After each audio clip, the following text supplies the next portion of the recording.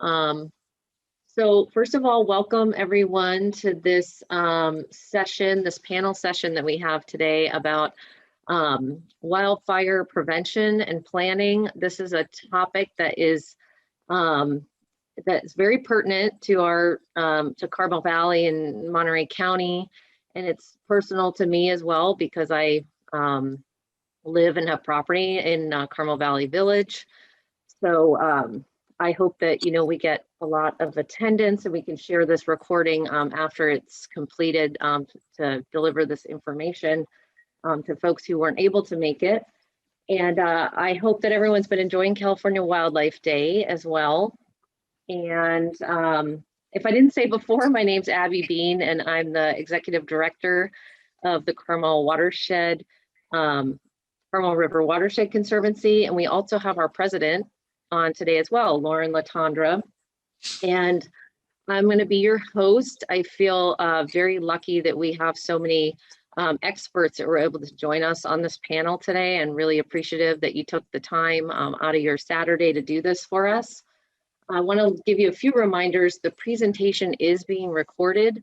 So if you don't want to be recorded, have your face recorded, please stop your video. Also, if you could keep yourself muted unless you're speaking, your mute button should be in the bottom left-hand corner of your screen. And then if you would like to enter a question, my backup here, Adriana, is going to be looking for questions from the panelists, and you can enter them into the chat, which is located at the bottom of the screen in the middle, the little comment box. And then we'll get to questions for our first speaker right after he's done speaking, because he has a little bit of a schedule conflict. And then we'll take the rest of the questions at the end of the panel. So without further ado here, unless anyone has any questions about Zoom, I'm going to introduce Kevin Kamnikar, and he is the Division Chief and Fire Marshal for the Monterey County Regional Fire. And very lucky to have him with us. He was born in Southern California, moved to Salinas in 1981, graduated, and in 1992 was hired as a volunteer firefighter with Monterey County Regional Fire District. And in 95, he was hired as a full-time firefighter. He's advanced through the ranks of lieutenant, captain, and in March of 2019 promoted to Division Chief Fire Marshal. He holds an AS degree in fire science from Monterey Peninsula College and a BS degree in fire administration from Columbia Southern University, and many certifications through the California Office of the State Fire Marshal, including fire officer and chief officer. So Kevin, you're an expert. Take it away. Well, actually, what I'm going to do is I'm going to share Kevin's slides for him, and then we will get started here. And I'll say that was always my husband's dream, was to become a firefighter, and it didn't happen for him. Well, thank you for that. Thank you for the introduction, Abby. Sorry to cut you off. Yeah, so if you want to give us an overview, I believe Kevin is going to talk a little bit about first about structure protection and how to harden your home and prepare. And I've also asked if he could share a little bit about any impacts in 2020 or activities going on in 2021. Obviously, wildfire impacts not only our California wildlife, but also human structures and communities. So good afternoon, everybody. As Abby said, I'm the Division Chief Fire Marshal for Monterey County Regional Fire District. And some of the most important things that we want to talk about is management around the property and also fuel management. So put together this quick PowerPoint presentation that we actually talked with some of our homeowner association, and we'll just kind of scroll through it real quick. For Monterey County Regional, we have 400 square miles, which Carmel Valley is a big part of it from, I think you're skipping through there, which we cover from Sleepy Hollow all the way to Rancho San Carlos, and have many auto aid agreements throughout the county also. Coming up here April 1st, we're going to start our wildland inspection program, which we send out to self-inspection flyers. and where our engine companies go out and do the inspections themselves, just for one, to get out in the eyes of the public, and also to learn area familiarization. And we usually continue these through September, hoping to get them done a little bit earlier than that. But with the fire season, that it sometimes pushes things a little bit farther than we'd like. Next slide. So the way that we usually run our inspections is we start what we see first at the home, looking for the address posted, which is a huge part of being wildland safe. So that in the event that we have mutual aid, which we've had quite a bit in the past few years, going back to 2016 with the Sobranas fire, outside agencies coming in and having to do structure protection. So we do have some pictures a little bit later on as far as address posting. The fire access, we like to see the 12-foot wide by 15-foot high on the driveways. Some of the equipment coming in is quite large. And then also the gates. Many gates out in Carmel Valley and throughout Monterey County is having what we like to call a Knox system on there, which we have a picture a little bit later on. Next slide. So here's a good picture of an address where you have them contrasting. Code says 4 inches by half-inch stroke and contrasting. So whether black on white, white on black, that type of thing. What we don't want is brown numbers on a brown wall. And here's a area where we have a driveway that kind of splits going to the left and the right, but this is kind of a poor example because of this is not a good example because it does not have address posting right there at the Y at the break showing on the left is absolutely horrible. I have them out on the main road, but it doesn't show us where plus we get equipment into there, and also not really able to have a good escape route for us to get out. On the right is nice and wide, trees trimmed up, and good access for us to get in, and also for an escape route for us to get out. Next. Here's the example of what the Knox is. So a lot of gates have the keypads out there, and going in an emergency, especially from out of the area, they wouldn't have that particular key for us, but in all our equipment, we do have the keys locked up, and it's a universal key for us so that we can actually get into all the gates within our fire district instead of having to try to get the code and damage the gate getting through. So preparing our home, like I said, we divide it up in 2 different things: management of the property, maintaining it, and fuel management. So debris on the roof, rain gutters, spark arresters, tree limbs, dead limbs over structures, wood piles are some of the things that we talk about as far as maintaining our property. Those are the ones that are pretty much going to have cause our house to burn down. The debris on the roof, the rain gutters, which we have some pictures later on, spark arresters, and the tree limbs next to the chimney. The clear vegetation and the flammable from under the decks is kind of part of the fuel management, but it's also maintaining that immediate area around the house and your enclosed elevated decks. Want to keep that kind of enclosed and not have debris underneath there, whether you're storing things or keeping the vegetation, leaves, needles, that type of thing from out of there, just so that in the event that we do get an embers coming in particular an ember storm, or which can travel 1/4 mile to a mile, up to a mile, depending on the weather. So here's a good example of what we don't want our roofs to look like. In the valleys, you build up at the leaves. If the leaves weren't there and an ember actually landed on the roof, the roof would most likely be okay. But with those embers or the litter up on top of there, ember could get inside of there, get the roof going, and get it up underneath the shingles and into areas that we don't want it getting into the attic. So the gutters are huge also. Yeah, the gutters are a big one where, we want to make sure that we either keep some kind of screen over the top of the gutters or keep something so that the leaves and debris does not get in there where be a catch for embers. Here's a picture of the limbs underneath the tree or over the chimney. Even though the tree is green, if you use your chimney, it's going to dry that out, causing it to dry out and become a hazard later on. So up around right around the structure, back one there. That's all right. So right around the house, we do have some green green bushes. It doesn't have a lot of dead vegetation, but if you could, which we can't zoom in, but if you could see a little bit in there, you have a lot of the bark.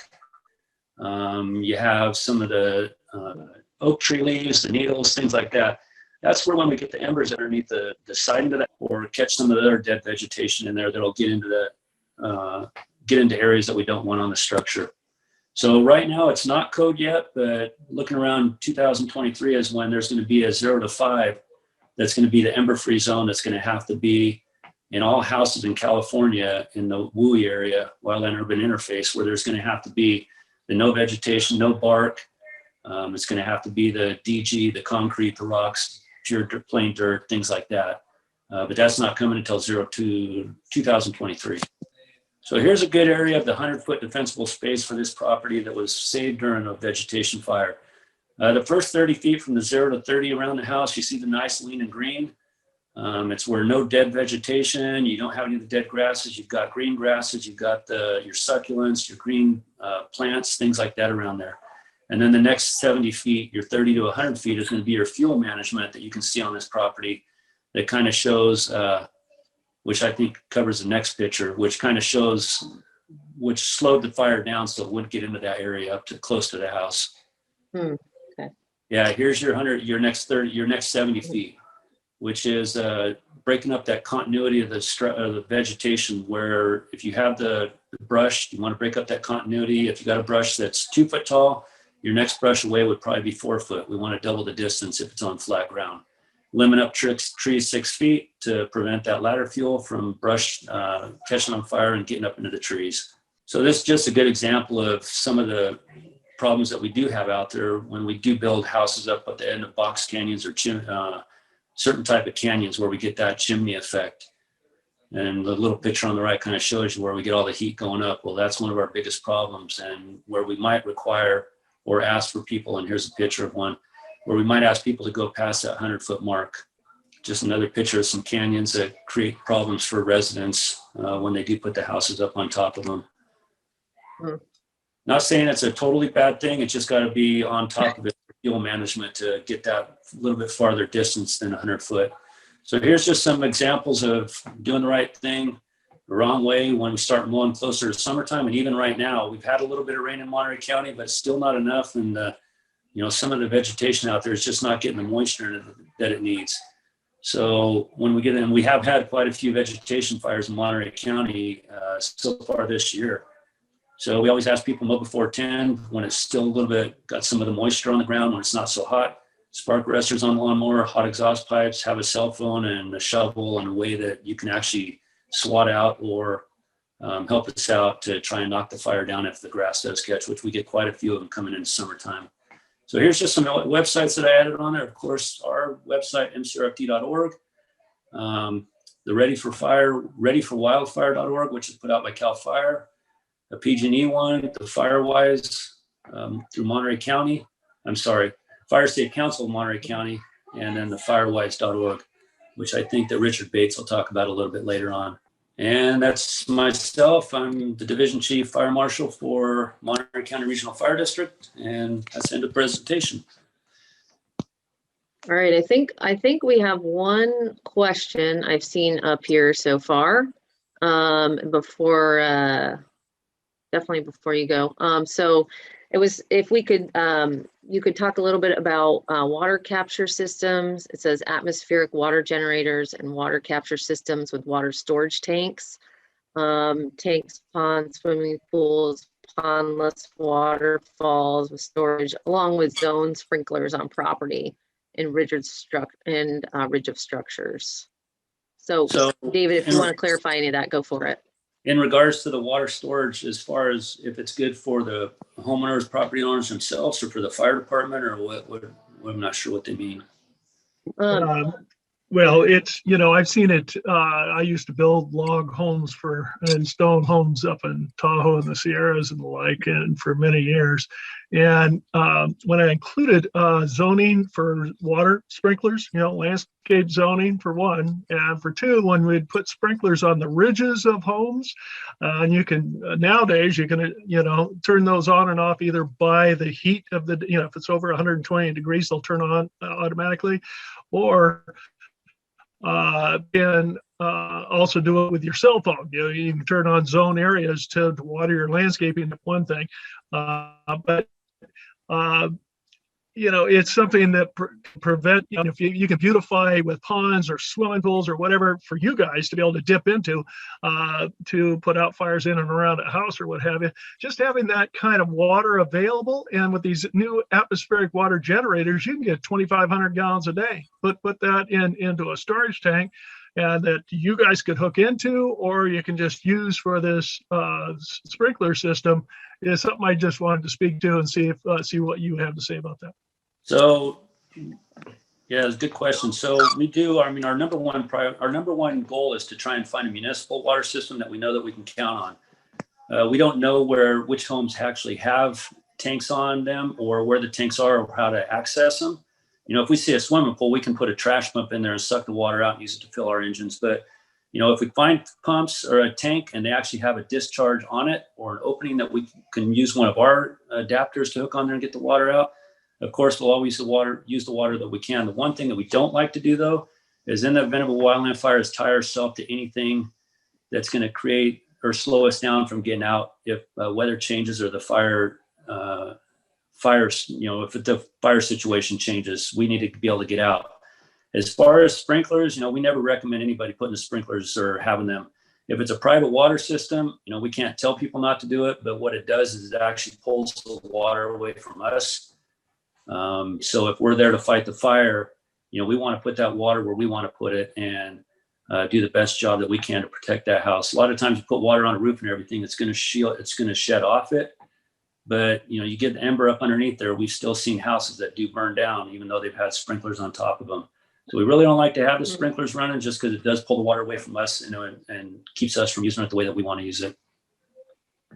Yeah, what I used to do with it, and I agree with you, if it was pulling out of the municipal water, I totally agree. I don't believe in going after that water.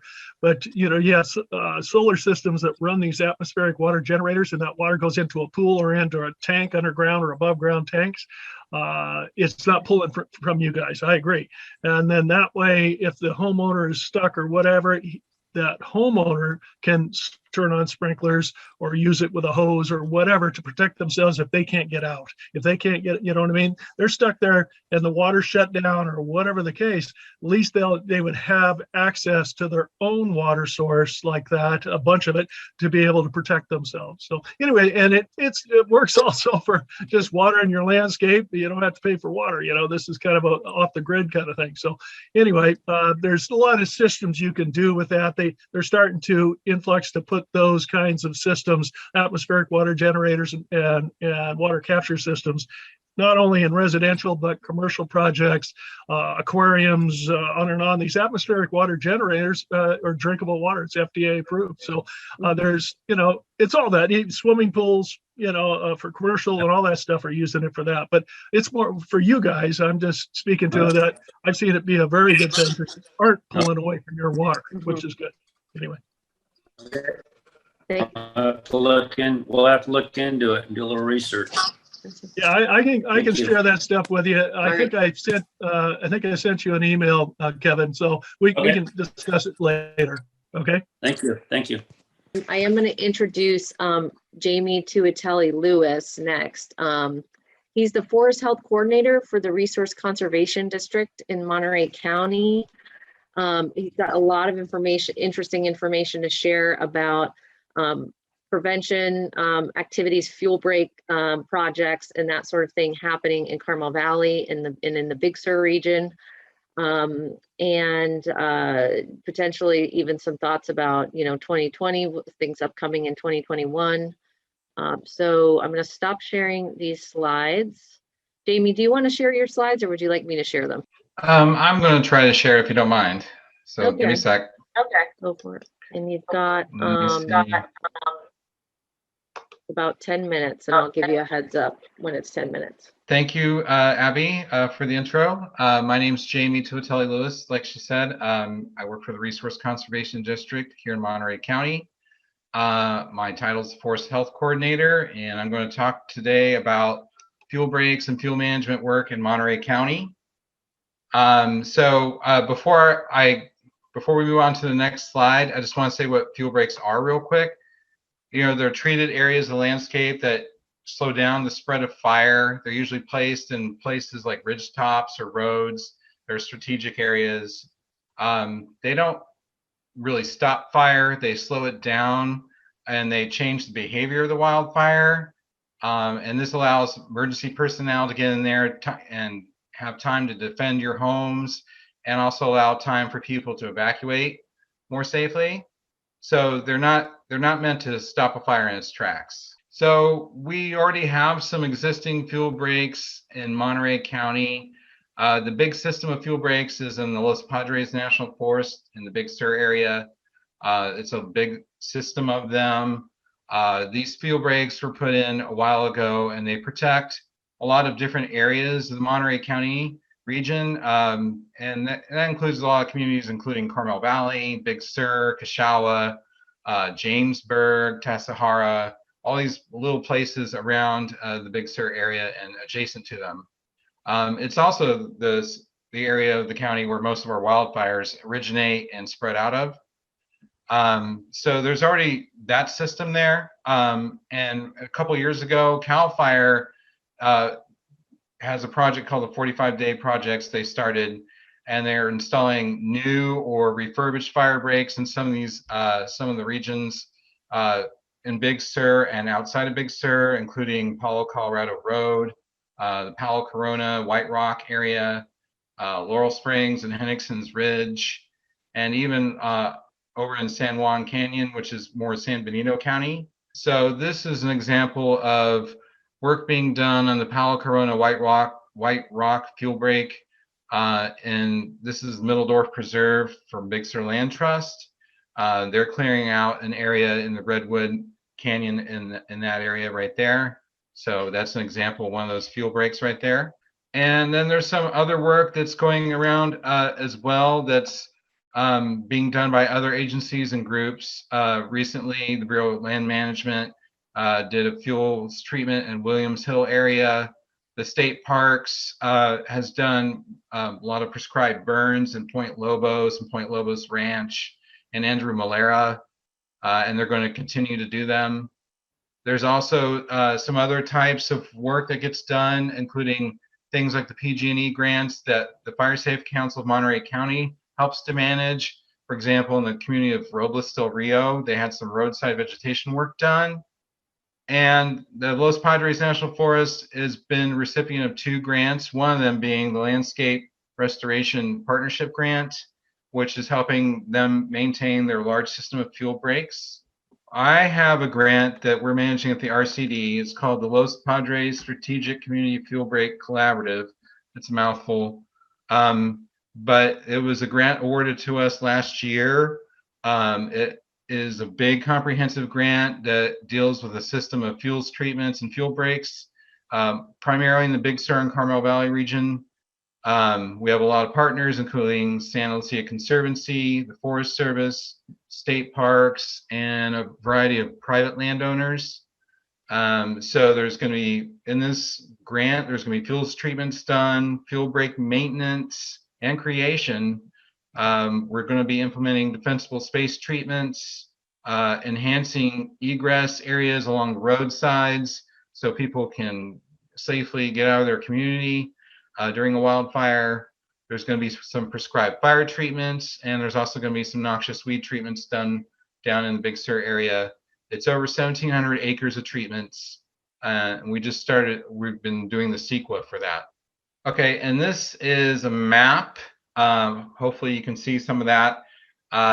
This is how extensive the system of fuel breaks is. We have the red lines are the CAL FIRE 45-day projects. The purple lines are the fuel break maintenance being done by the Forest Service. Some of that yellow stuff, if you can see it, is the Santa Lucia Conservancy roadside treatments. And then down, if you look towards the Big Sur area, there's some blobs down there that are colored like red and orange. Some of those are prescribed fire treatments, and some of those are noxious weed treatments. And in addition to that, we're also putting in a new fire line fuel break connecting some Forest Service fuel breaks near Pico Blanco and a few other treatments as well. Okay, so we are also proposing a new potential project called what we're calling the Carmel Valley Fuel Break Project, which would be incorporating some of the fuel breaks that were installed during the recent fires from the Soberanes and Carmel and River fires and maintaining those fuel breaks. We'd also be doing fuels treatments in some of the more at-risk communities across Carmel Valley. We're also trying to enhance access and emergency egress for a lot of communities across the valley. We're going to be doing control of invasive plants, primarily French broom and maybe a few others as well near these communities, because those invasive plants are often flammable. We're going to probably be the lead agency on that, and we've already got several communities and HOAs supporting us on this project, so we're really hoping it's successful. And we'll be putting in for that this year. And this is a map of the Carmel fire. For those who can see it, the lower right quarter of the screen is where the Carmel fire burned. It's just to illustrate how close it got to some of the communities in Carmel Valley region. Obviously, it affected some of them already, like the Sky Ranch area and parts of Cachagua, but it also came close to getting into places like Los Tulares and Robles del Rio and the Village. So it's just sort of emphasized the need for this type of project in Carmel Valley. And this is just a map of the proposed treatment outline for the Carmel Valley Fuel Break project. It's just sort of an overall view of like where we would probably put treatments. The color coding wouldn't mean a lot to most people right now, but just the general outline is what is important here. That's the amount of area we're hoping to cover with the project. Okay, I'm going to go over this part a little bit quickly. Where there's some other programs out there that also do a lot of vegetation treatment work. Your Monterey County Public Works Agency, they do roadside clearance every year, along county roads. PG&E obviously has been doing a lot of transmission distribution line management, and they've been stepping it up in the last few years for obvious reasons. There's chipping days. If a lot of communities in Carmel Valley often have chippers available certain times of the year. So I would check with your local fire district, like Monterey Regional Fire or the Fire Safe Council, to see information about when those days might be. And I think Richard's going to cover this, but this is how to become a FireWise community. If you're interested, I would contact Richard, and he's going to talk more about that. Okay, so Kevin also covered a bit of this as well. I'll just go over it, and I just want to re-emphasize how important this is. The most important thing residents can do is maintain their defensible space around their homes and hardening your home. Kevin's covered the basics already with this, but I would like to say that's what everyone can start working on now. Now is a good time to start working on these things. And like he said, there's going to be rules put in place soon across the state that will be enforcing some of these measures a bit. So I would start paying attention to some of the things about retrofitting your home for home hardening.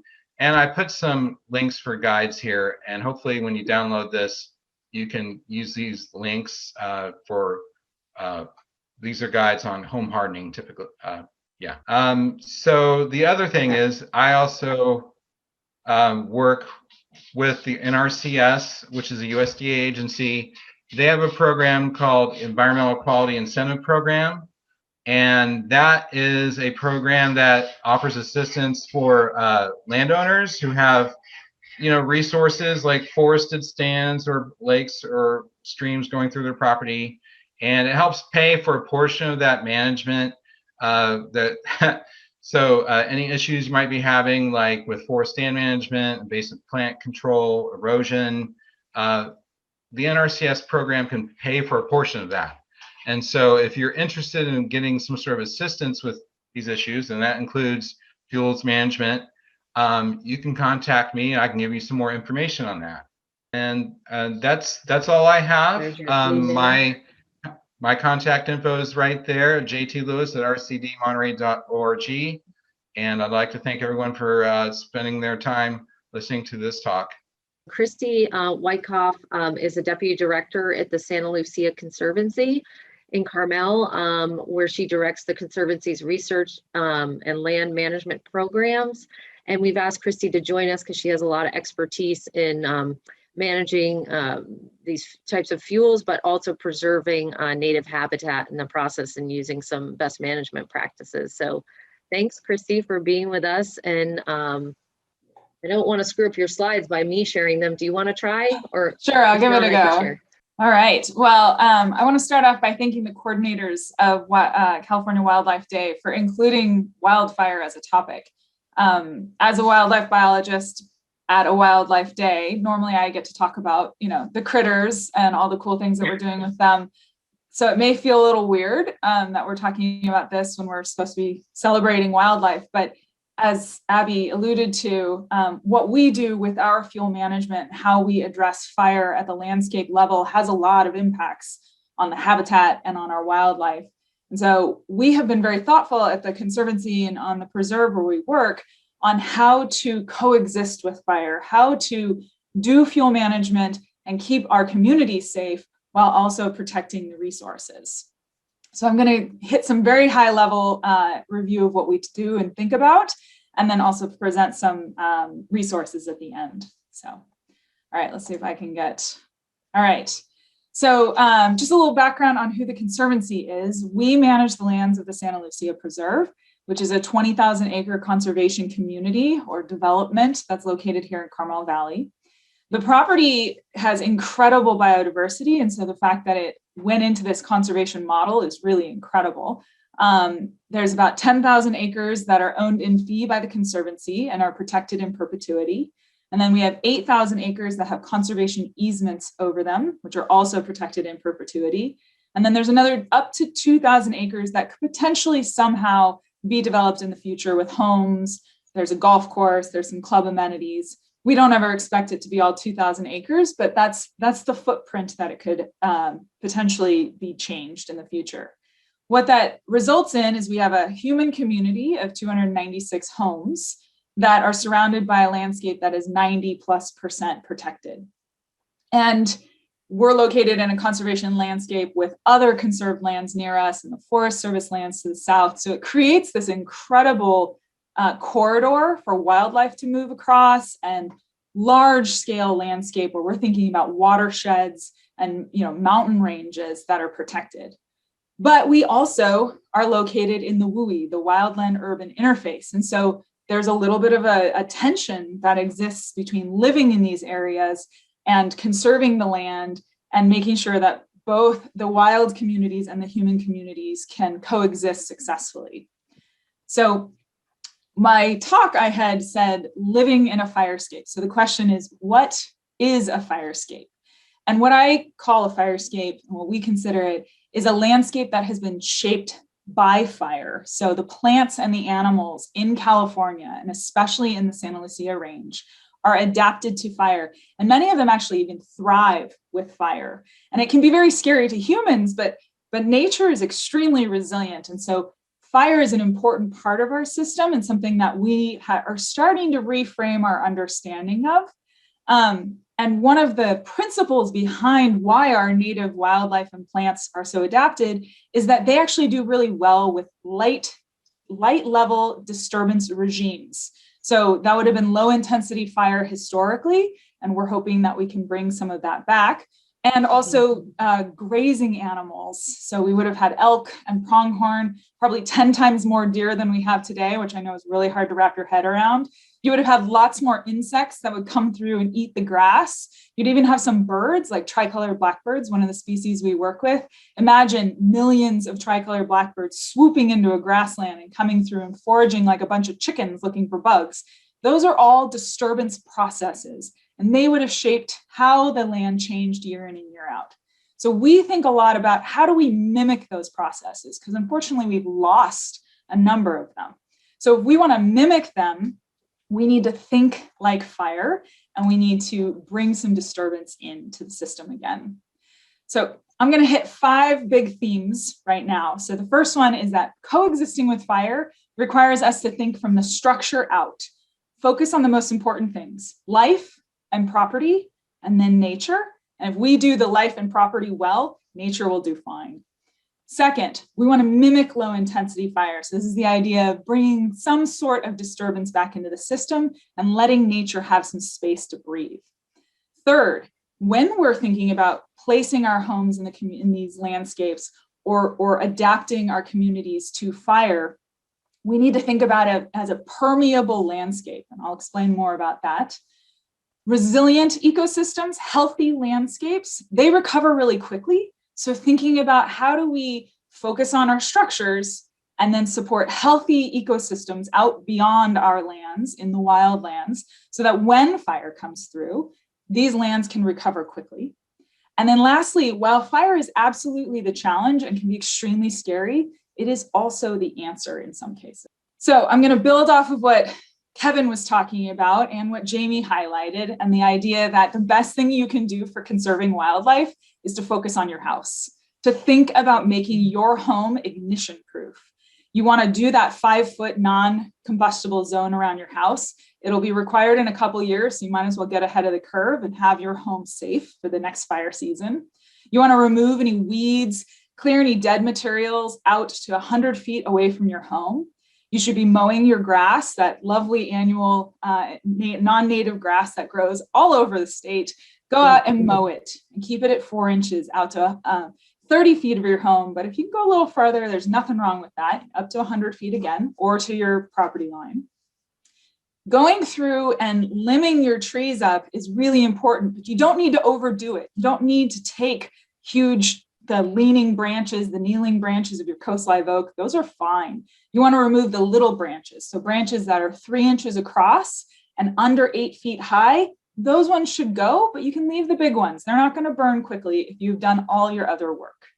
And then prune and separate your bushes. So Kevin mentioned this as well. You want to create discontinuous groupings of your bushes. Now that's a very technical term for the fact that you just don't want them touching.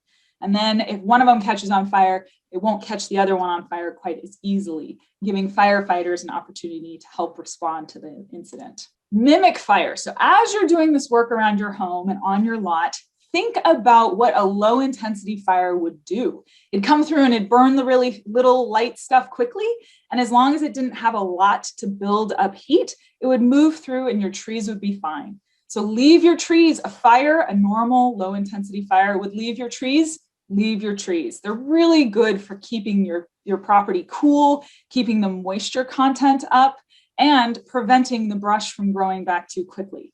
Plus, it's good bird habitat, it's good small mammal habitat, and is beautiful for your home. So go through, remove those flashy fuels, and you will protect the habitat for the wildlife, and you'll protect your home. Specifically talking about this, so the picture here with the discontinuous trees that have some space underneath them, that is what an area would look like after Native Americans would have come through and burned an area, or if we had a low intensity fire. So you can mimic that by mowing. And then you have a low grade fire when wildfire comes through. If you have big, clumpy, dense areas with lots of stuff growing under your trees, that's when we get really scary fire, and we don't want that. So think about your activities like you are a low intensity fire moving across your property. The permeable community idea is a new one that I am so excited about. Without planning it really, the preserve has started moving towards this. We were thinking about it as permeable for wildlife, but it turns out that actually can be really good for fire too. So firefighters can stay and defend around the structures, and then they can actually coax and sometimes intentionally bring fire in between clusters of homes or in between structures, allowing the fire to move through and protecting the thing that is the most important, which is life and property. This provides room for wildlife to escape, and also, if we do it right, could reduce the damage that's implemented by suppression activities. There's a lot of damage that happens during firefighting because we have to use these really brute force tools of bulldozers and masticators and things like that. And if maybe there's a better way that we could start moving towards communities that can handle fire coming through and the houses being safe. So fire as a tool, prescribed fire is a really important tool. And I think that writ large, our communities are starting to become a bit more accepting of it, but there's still a lot of anxiety about it. I want to tell you that prescribed fire is used all the time across the US, including here in California, with very, very few incidents that have gone on it as, in a scary way. So it's an important tool. If you hear about a prescribed fire being proposed for your neighborhood, ask questions and try and support it, because it will serve your community and it serves our wildlife and the habitat. So the other thing is that when possible, it'd be great if we could let some wildfires burn. but it has to be the right scenario. But demanding that wildfires be put out right away is why we are in this point where we have these catastrophic wildfires. 100 years of always putting fires out has led to problems. So it's time for us to change our minds a little bit. Lastly, if nature is allowed to have its space and we help support healthy ecosystems, they will recover. So we need to focus on what is at risk, which is our communities, and then give nature space to recover. We'll manage the land for a mosaic for a lot of different biodiversity hotspots and habitat types and conditions, so that when a fire comes through, some areas may burn super hot and catastrophic, and then areas right next to them will burn really low intensity. And those become the seed banks for helping the catastrophic areas. And catastrophic areas, while to humans look really ugly and scary, there's a whole bunch of wildlife that love those areas. They actually come from a great distance and they move in for, the time that they can get the resources they need from there. And then the picture here on the right is some little tiny redwoods that sprouted from seed, which is extremely unusual. And this happened after the Soberanus fire up on the preserve. So we want to celebrate the fire adapted species, give them room, and protect our communities. So I'm going to stop there, but two things I want to point out is if you visit our website, we have several different blogs that talk about our fire management and our conservation-minded approach to fuel management. So you can learn more there. And then we also have our 2018 Preserve Fuel Management Standards document. It's a beast. It's about 50 some pages, but it has all of these concepts on how we can make each structure and our communities safe while also conserving wildlife and habitat. Thank you. That was great, Christy. What a great presentation. So thank you, for that. And I'm excited to, we've had some questions about posting all this content and slides, and we will do that as soon as we can. It will probably be in April, and we'll notify everyone. We have one more speaker before we get to the questions. We'll have 10 minutes for Richard Bates, and he is on the committee chair, Firewise USA, and on the Fire Safe Council for Monterey County. And could share more information on becoming a Firewise community and resources that are out there. And then Christy, do you want to stop sharing? And I think, Richard, you can share your own screen, correct? All right. Thank you, Abby. Yes, that was an excellent presentation by Christy. My name is Richard Bates. I am on the board of the Fire Safe Council for Monterey County. The Fire Safe Council is a nonprofit committed to protecting lives and property from harm from wildfires and to educate the public on wildfire hazards and how to reduce them. One of the programs that is being promoted by the Fire Safe Council is the Firewise USA program. And Firewise is a national program which provides a framework for action to help a community tackle its risk from wildfire. Presently, there are over 1,000 Firewise communities in the United States and several hundred in California. And I'm pleased to say that Monterey County now has had its first 2 Firewise recognized communities as of January 11th. So looking at Monterey County, this is a map of Monterey County. And as we can see, this gives the fire hazard rating for many areas in the county.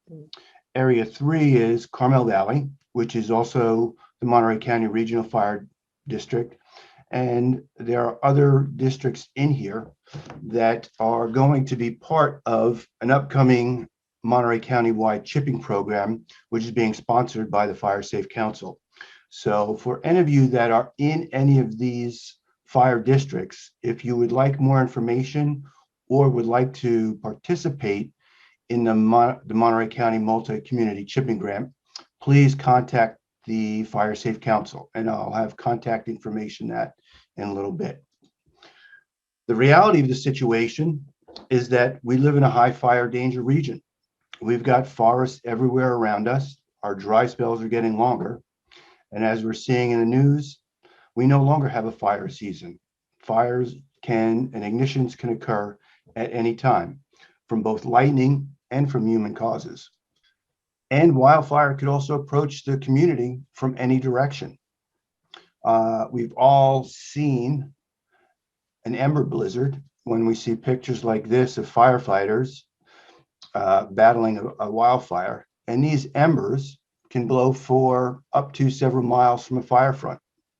And embers are the most important cause of home ignitions. Once in a development, fires originating within development are also a concern. If the structures are close together, as we've seen in the Paradise fires, we are at risk for structure-to-structure fire. And there are also fuels within the development, the natural fuels, the trees, the brush, and also the introduced fuels. The homes, the other structures, the wood piles, the outbuildings, they are also flammable and combustible. This is a position statement from the International Association of Fire Chiefs, and I wanted to put this up there.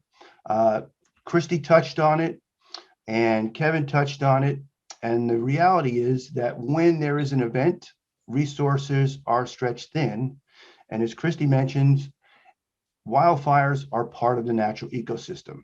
The goal is not to eliminate wildfires. The goal is to take those steps necessary to reduce the likelihood of our homes igniting from a wildfire. And as we see here, homes and communities located in the WUI should be designed to withstand fire without any fire resources assigned to them. So it's not if a wildfire happens, but when it happens. And if there is a major fire, there will not be enough resources to protect every structure. But homeowners can have a powerful influence on determining whether their home will survive or not. Where do we begin?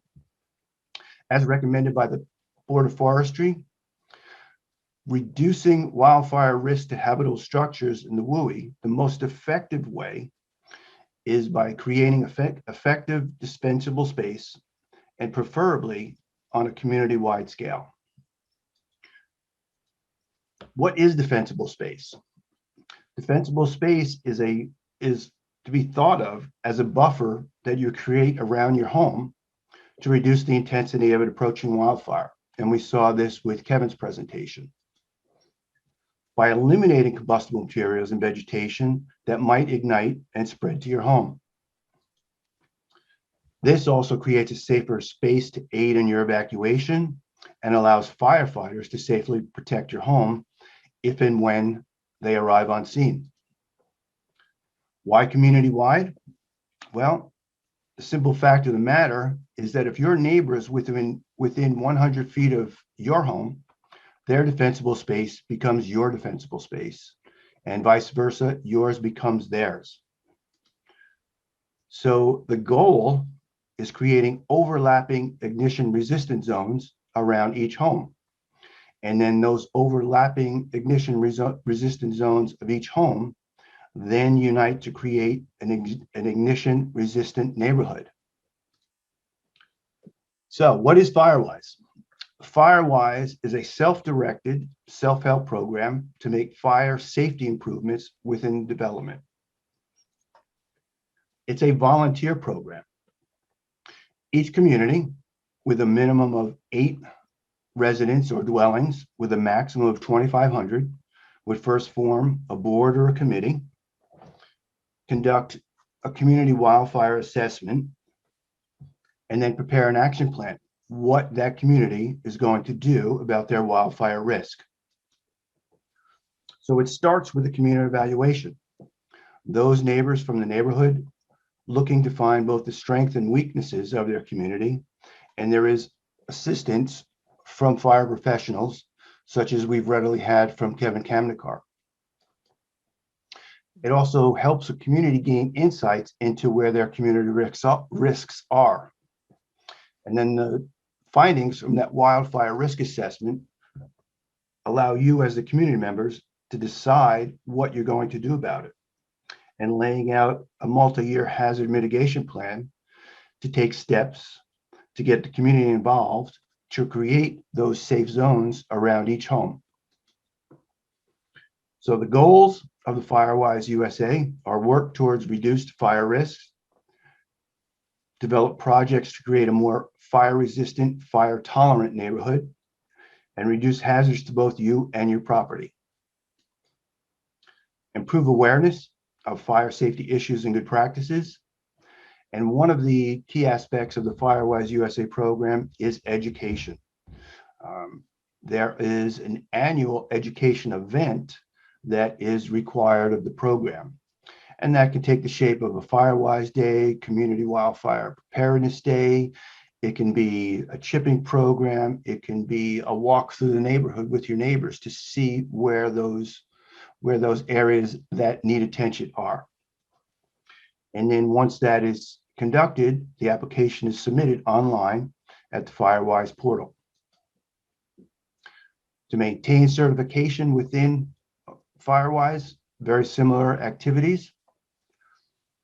Holding the Firewise educational event, minimum of 1 hour per dwelling. So a community of 100 homes would have an investment of 100 hours to maintain their Firewise certification. So what does the Firewise program offer? It gives a community a framework for action, educates them so they can learn about wildfire, obtain some peace of mind in knowing that they're doing something. Community building is a vastly overlooked benefit of the program. Many communities don't know who their neighbors are, what expertise they have, and what special skills they have in forwarding this project. It also builds citizen pride. We've had some publicity. We've had Robusta Rio have KSBW out when they were doing some work in their neighborhood. Also, in becoming Firewise and taking proactive steps, a community is we've noticed having greater access to funding and assistance, and there are insurance discounts available through Mercury Insurance, USAA, and the California Fair Plan to Firewise recognized communities. Contact information, Fire Safe Council for Monterey County, with our email, with our website, and also Firewise USA, sponsoring agency for the Firewise USA program. And that is my presentation, and I want to thank you for your time. That was great information, Richard. Thank you. That was really great. So we're about at the end of our time. I know there's going to be a closing ceremony event for California Wildlife Day, but if there are a few questions, I would love to take them. And I know that Paula had one for Jamie about what size the acreage was of it says EQIP. And Paula, if you want to ask that yourself, go for it. Yeah, I was just curious, is the acreage, much larger acreage, or can it be, can a homeowner with, let's say, 7 acres apply, or however the program works? So I don't think there's any really hard limit on acreage, but you do have to have like some type of resource that's like manageable, like a forest stand or a pertinent issue that EQIP can address. So it's not going to be a good fit for just like a normal sized yard, that EQIP's not meant to handle that. But if 7 acres, I think if there's I think that can be done. Great, thank you. If does anyone else have any questions? Obviously, you're free to go to the closing ceremony, but this has been a lot of information, a great, a lot of great points for discussion here. And if, we're going to post all this information. If you have questions from us, from the Cardinal River Watershed Conservancy, or any of the panelists, definitely reach out so that we can answer them. Okay, if there are none, I'll say thank you all for coming. We really appreciate that, and really appreciate especially our panelists for taking the time on a Saturday that's, I believe, sunny to be inside on Zoom. Really important information, especially with the upcoming summer and fall months. Thank you, Abby. And then have a great time at California Wildlife Day. It was great. Great to see how we could integrate this topic into cultivating resilience and working with fire within our landscape and our wildlife and thinking about things differently. So thank you guys. Thank you. Thanks, Bye, Abby. everyone. Thank you, Bye, everyone. everyone.